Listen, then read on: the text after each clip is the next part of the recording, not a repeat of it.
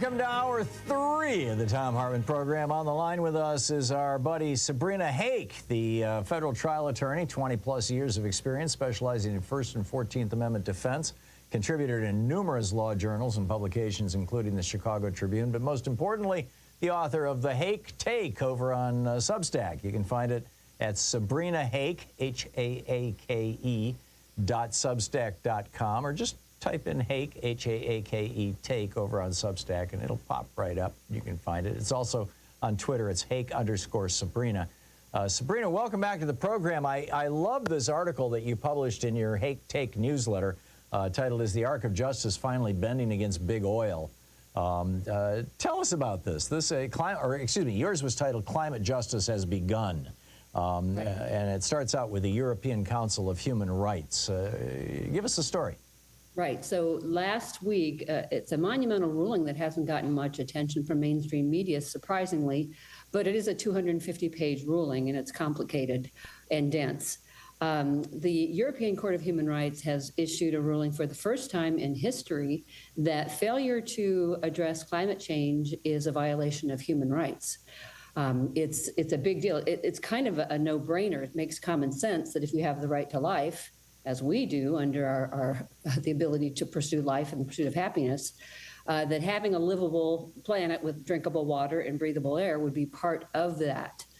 But it's more complicated than that. But before I get to what's happening in the United States and the complications here, I just want to applaud the Swiss government's response and the plaintiffs in Switzerland who brought this case. Most cases on climate are brought, of course, by young people freaked out about what's happening with the planet. You can't blame them. I'm freaked out about it too, as most of us are.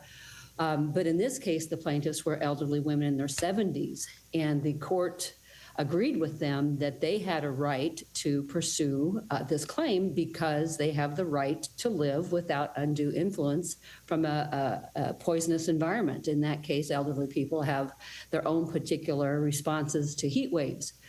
The complication in the United States has been for years what's called the political question doctrine, excuse me. Federal courts are not supposed to set policy. If there's an issue that the federal government through legislation can address, we of course expect our elected officials to do that. But in the United States, under Citizens United, as you know very well, Big Oil has the right to have outsized influence on who gets elected, and they make very sure that they support politicians who will not vote to restrict the use of fossil fuels. It leaves us in a bind because we have the courts who are reluctant to act and federal legislators who are basically owned by Big Oil, not willing to act because they're afraid that they will be defeated or primaried with money from Big Oil. The great news is that plaintiffs are taking a different tack now. Instead of going after the policy and climate change in general, they're going after Big Oil for deceptive practices. And man, is it a whopper. We have known for decades that Big Oil, including numerous companies, and I'll just name a few against whom present cases are pending, Chevron, ExxonMobil, Shell, American Petroleum Institute, and others, who have engaged in deceptive practices for decades. We have it in writing that their CEOs have known forever that there's a causal link between their products and what's happening with climate change, and it's particularly increasing the global temperature. But instead of owning that and trying to mitigate the damages and trying to come forward with a solution, they have been lying about it, hiring scientists who are clearly biased and pretending that they are not biased.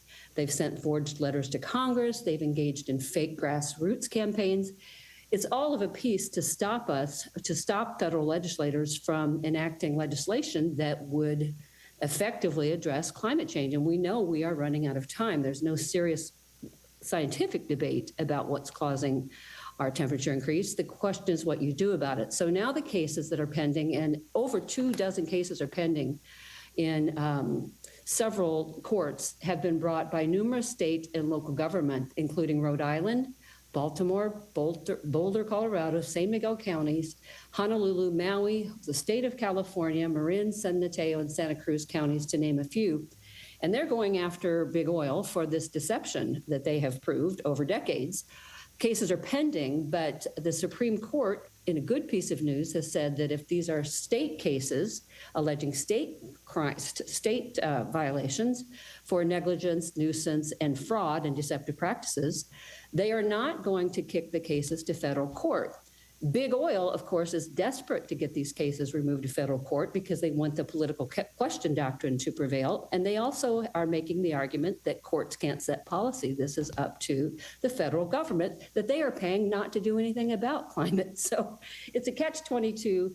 Plaintiffs have figured out a way around it. The cases in Montana and Hawaii that I talk about in my Substack are very hopeful cases. They were brought by young people arguing that they have the right to a clean environment. And the Montana case is pretty close to the Switzerland ruling, where Montana in its constitution guarantees a livable environment. And the judge in that case agreed, granted the relief. And the people who are granting permits now for oil and gas drilling and other kinds of related activities now have to consider what they're doing to the environment through climate change. And the Montana Supreme Court refused to put a stay on that ruling while, of course, Big Oil is appealing it. So those are good indications. And in Hawaii, there's another case pending by young plaintiffs against the Department of Transportation, saying that what they're doing is encouraging the use of fossil fuels. They're not wrong. And there's also a case pending in Hawaii where the government is suing Big Oil. That case is up on appeal. The Big Oils have filed a petition with the Supreme Court, again, arguing that federal law preempts these state law claims. Of course, they want to get out of state law claims because they're pretty much unassailable. If they've got it in writing that they've known all these decades. I mean, I've seen evidence going back to the 1940s that scientists were telling the oil industry that this is causing fluorocarbons to bond, and that emissions are going to eventually raise our temperature into unsustainable levels. They've known about it and they've lied about it. So I think that the jurisdiction tide is turning and that these cases are going to start to proliferate. It'll be interesting to see what this version of the Supreme Court does with it. We know that there are several people on the bench who have ties to Big Oil. Alito is a big investor. Amy Coney Barrett's father was involved with the American Petroleum Institute for decades. She grew up with it. Clarence Thomas, we all know, is a bot justice. It'll be tricky to see what they do with it. Right. But if every young person voted, that's the solution. Because if every young person voted, we could change the makeup and change the trajectory. And the day the election happens, we can start to transition to a clean energy. We have the money, we have the means, we just don't have the will to do it. And we have the technology.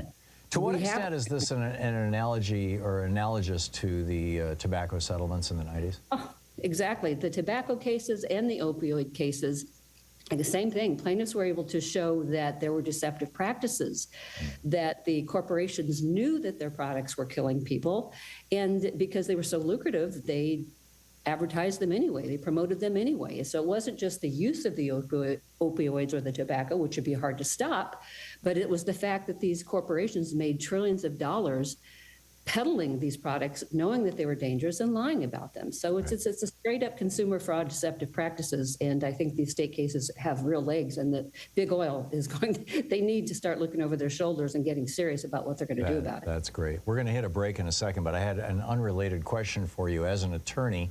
Do you know what the penalties would be and how they would be meted out to a juror who embeds themselves in the Trump jury with the specific intention of hanging the jury?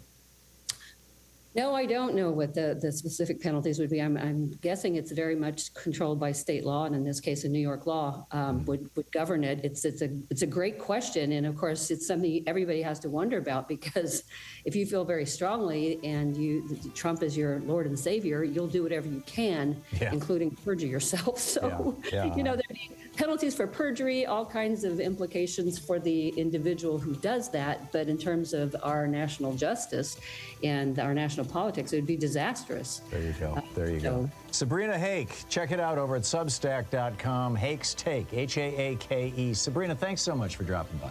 Thanks so much. Always free. Thank you. There you go. Good talking to you. This is the Thom Hartmann Program. 15 minutes past the hour. I'll be back with more of the news of the day and your calls in just a moment.